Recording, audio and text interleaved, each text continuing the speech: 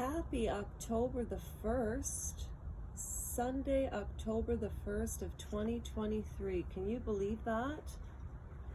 Today, as promised,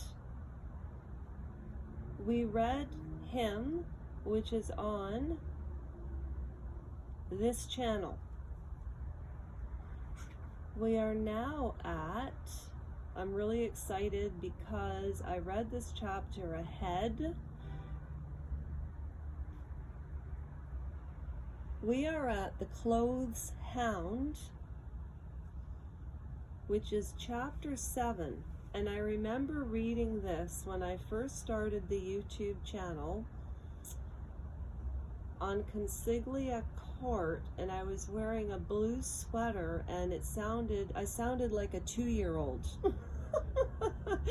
At any rate, this is the Testaments as a follow-up and an answer to the Handmaid's Tale, where all of us Handmade Tails are waiting for season 6. So we're on chapter 7, transcript of Witness Testimony 369b. They say I will always have the scar, but I am almost better. So yes, I think I am strong enough to do this now. You've said that you'd like me to tell you how I got involved in this whole story, so I'll try, though it is hard to know where to begin. I'll just start before my birthday, or what I used to believe was my birthday. Neil and Melanie lied to me about that.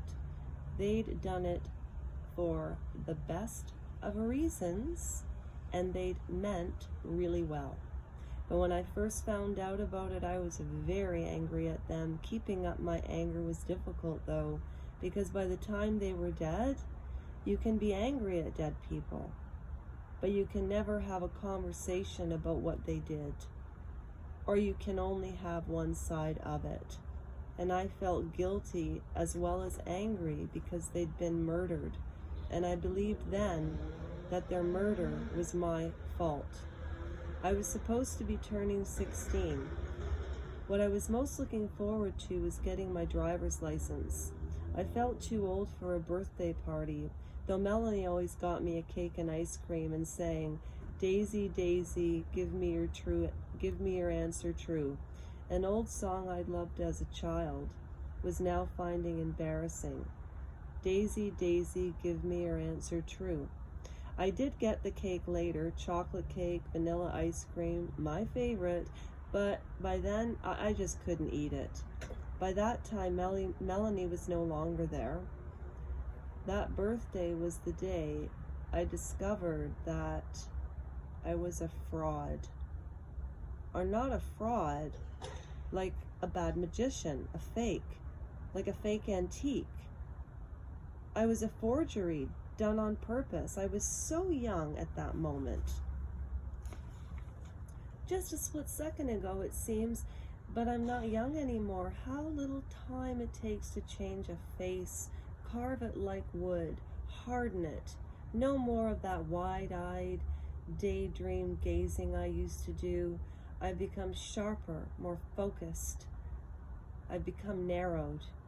Neil and Melanie were my parents. They ran a store called the Clothes Hound.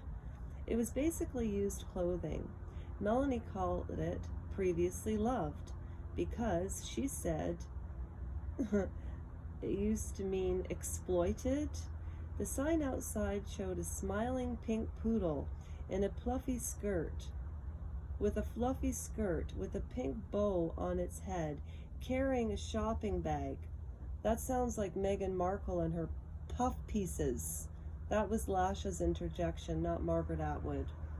Underneath was a slogan in italics and quotation marks. You'd never know. That meant used clothes were good, so you'd never know they were used. But that wasn't true at all, because most of the clothes were crappy. Melanie said she'd inherited the Clothes Hound from her grandmother. So she also knew the sign was old-fashioned, but people were familiar with it, and it would be disrespectful to change it now.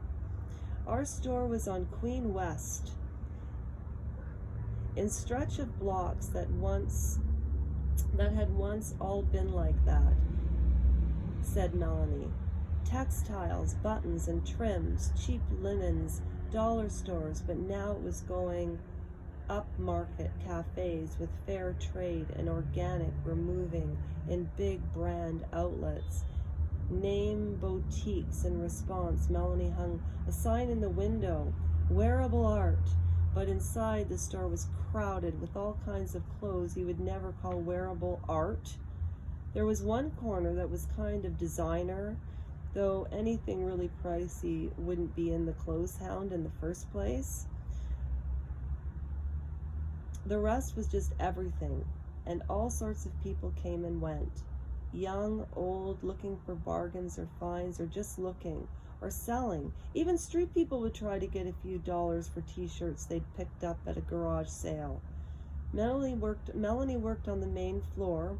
She wore bright colors like orange and hot pink because she said they created a positive, energetic atmosphere. Well, to me that sounds like she would be looking like a clown.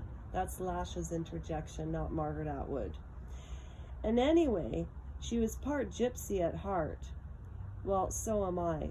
And that's Lasha interjecting, not Margaret Atwood. She was always brisk and smiling, though on the lookout for shoplifting. After closing, she sorted and packed. This was for charity. This was for rags. This was for wearable art. While doing the sorting, she'd sing tunes from musicals, old ones from long ago. Oh, what a beautiful morning. Oh, what a beautiful day. I would get irritated by her singing. I'm sorry about that now.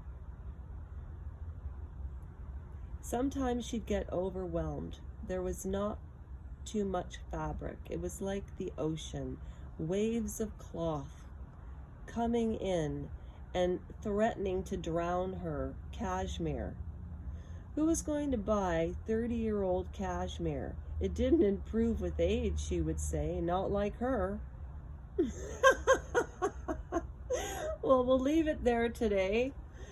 We're on page 42 now. A page and a half away from chapter 8. That's almost an 8-minute video, and they say that's about as long as how people can concentrate, but I don't believe that. If you would like me to read longer chapters of this, I am doing it every day. I said I would, and I'm going to. If you would like me to read more chapters every day, drop it in the comments, please. Drop it in the comments. Drop it in the comments. Drop it in the comments. Drop what in the comments? Well, a comment. A comment about what? A comment about this. Okay. Bye, everybody. I hope you have a great day. And most of all, be kind to yourselves. And I'll keep doing the same for me.